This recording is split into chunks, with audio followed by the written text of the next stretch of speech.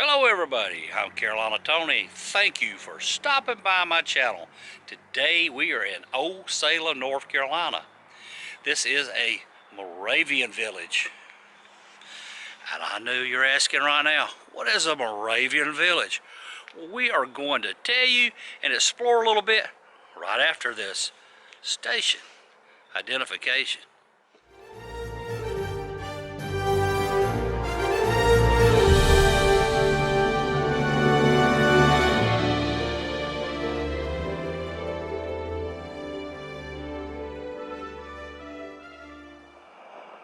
This is kind of like Williamsburg, Virginia, that there are some private residences that's here now. People actually live here, and there's cars that can travel up and down the streets.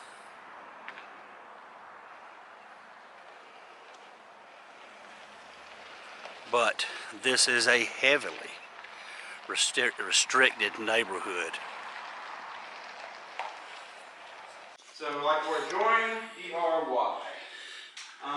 The joinery's job is to produce trim work for the different houses throughout the district, along with any reproduction furniture. So, for instance, if a building needs a table or a chair, we actually make those objects here using the same kinds of tools and techniques that the Moravians would have been using throughout the 18th and 19th centuries, reproduce the furniture and then set it into those spaces. The chair there, for instance, that was made here in the shop. The stool that I'm sitting on, this was made in the shop. The desk in the corner was made in the shop. The shelf, some of the tools were made here or in the shop. Most of the tools historically wouldn't have been made here in Salem. They would have come primarily from Sheffield. Right. Once you get this far inland, making a few more tools becomes more common, but even then the steel production is going to be mainly based out of Sheffield. Right. And candle lanterns for reenactors. These are not necessarily just us. So some of them, yes. For the ones that are all entirely pine, these are ones that we use on our evening tours throughout the year. We have Halloween tours and Christmas tours that we do, and that's what these are utilized on. People who want to carry lanterns over the age of 16, they're okay to carry a lantern if they want to. Younger guests, we normally hand them electric ones where it's safer. The black walnut ones, however, those are being made for retail purposes. So these black walnut ones, they're being assembled the same way. The original lantern dates back to the late 18th century here in Salem. We've reproduced them in cherry and black walnut and in pine. Most of these are in pine, and the pine ones will keep for the most part. The black walnut ones will be finding their way to the store for hopefully someone to take home with them. Yeah. Tell me something. Tell me a little bit about the Moravians. What was the deal and what made this town? So the deal with the Moravians is that we'll go back to the founding of the church that dated back in really the earliest levels. It'd be 1415. They were Catholics at the time under a Catholic priest named Johann Hus, who was a Czechoslovakian bishop. He had some grievances with the church, mostly relating to indulgences, stuff that Martin Luther would be complaining about later. He came about 100 years too early and ended up getting burned for heresy. Moravian Church went into hiding for a few years in the mountains in Czechoslovakia and around Germany. By the 1700s, a lot of them had started coming out of hiding and were living in Germany, particularly in what was then called the Electorate of Saxony, which was its own independent state. There was a count in Saxony named Count Nicholas Ludwig von Zinzendorf. Zinzendorf, he was a Lutheran, but he was fairly eccentric. He liked a bunch of small Protestant groups that were popping up at the time because he liked to see how people's religions evolved without the Catholic Church around. Ended up really beholding himself to these people from Czechoslovakia who were from a province called Moravia. And Moravia, they're from Moravia, therefore they are Moravians, or the Moravians. 1727, the church officially consolidates in the Unitas Fraternum, or the Unity of the Brethren, which is the name of the Moravian Church today. And they started doing missions work. Started working in the Caribbean islands, not being very well received there by the white plantation holders. They were mostly trying to do missions work with the enslaved. Part of the Moravian belief is that if you are a Christian, you should be able to read and write and understand your Bible, which did not sit well with the slaveholders because they didn't want the enslaved to learn how to read and write or get ideas of equality. Go figure.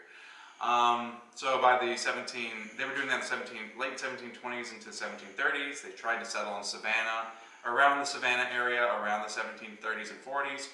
That didn't go over very well because the English and the Spanish were at war during the 7 Years' War, and the Native Americans, particularly the Creek, weren't fond of all the Europeans coming in.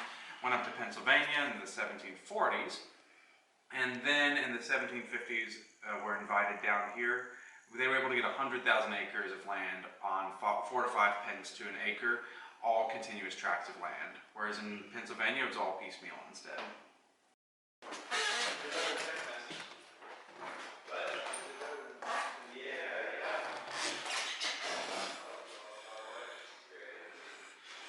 These wooden workbenches.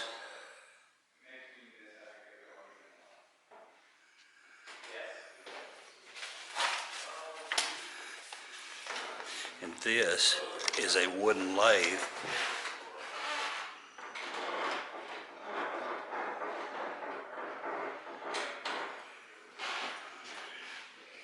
Thing operates by a spring, and the spring is this piece of hickory, I'm going to guess, bound by a rope, and the string actually wraps around the work that you're working on, and you step on the pedal and work it back and forth, and then you take your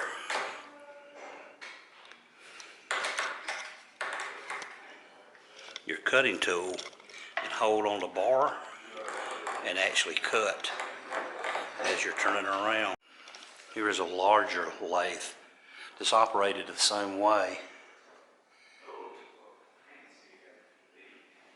but actually could turn longer pieces of work.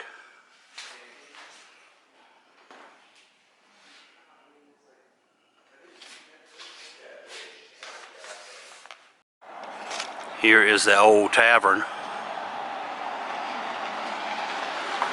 This is a restaurant that you can go in and eat. It's closed today, but there's a tavern museum portion. We'll go check it out.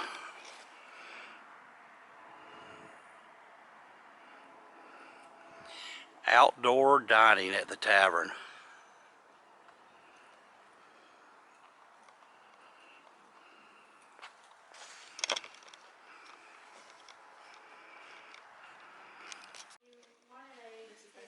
Basically, it's a two-tavern restaurant. I don't want to talk too loud because I don't want to talk over her, but this is the kitchen. We do still cook and bake in here. You're looking at a place that is still a working kitchen. We made some chicken today as well as some potatoes. And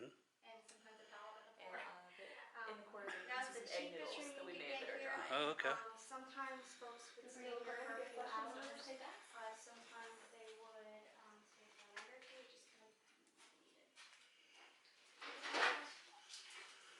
You guys can look around the kitchen. There's a brick oven and some egg noodles. Over the kitchen is where the enslaved servants would stay. Actually, Peter and Louisa stayed here with their children as they worked in the tavern, cooking and cleaning. They lived here.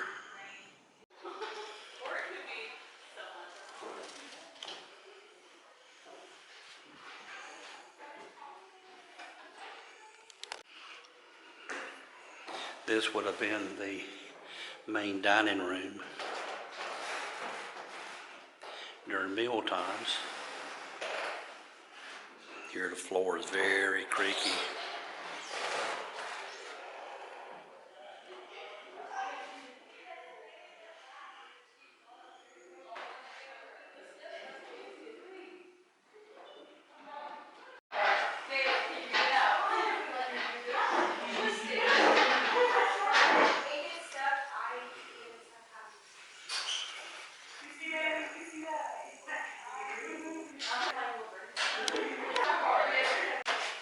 Could you imagine on a cold winter night firing up the wood stove and crawling in this rope bed? I couldn't either. Here are some carved animals Out in the barn behind the tavern is a hayloft. I guess this is where you could sleep if the tavern was full. Sleep in the manger. And there's a feed trough made from a carved out log.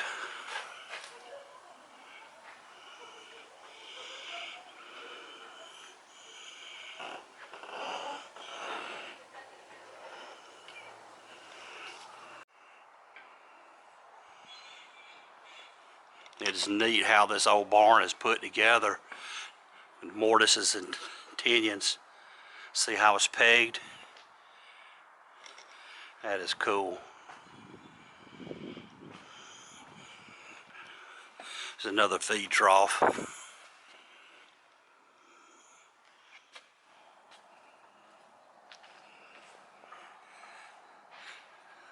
This is the Gunsmith's house, where they actually make guns. They said that there is a 5-year waiting period, a gun made.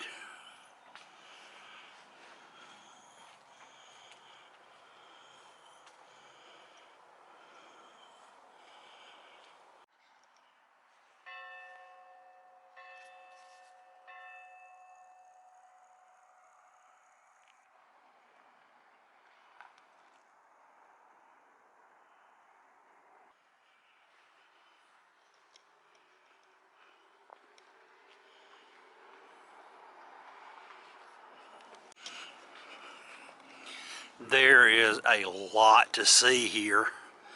Unfortunately, I was short on time and couldn't spend a whole lot of it here, but I did manage to take in a few places. Well, we are in the bakery.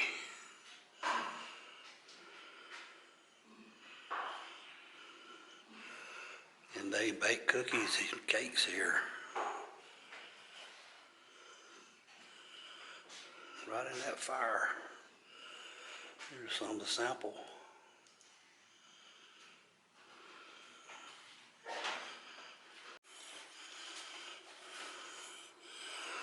Oh boy, I shouldn't have come in here. I think I'm gonna spend money.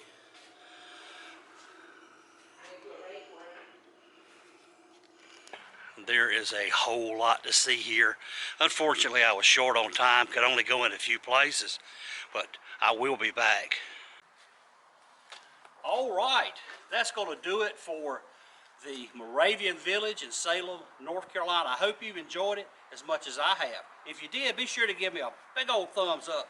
Tell your family and friends. But until next time, y'all have a good day.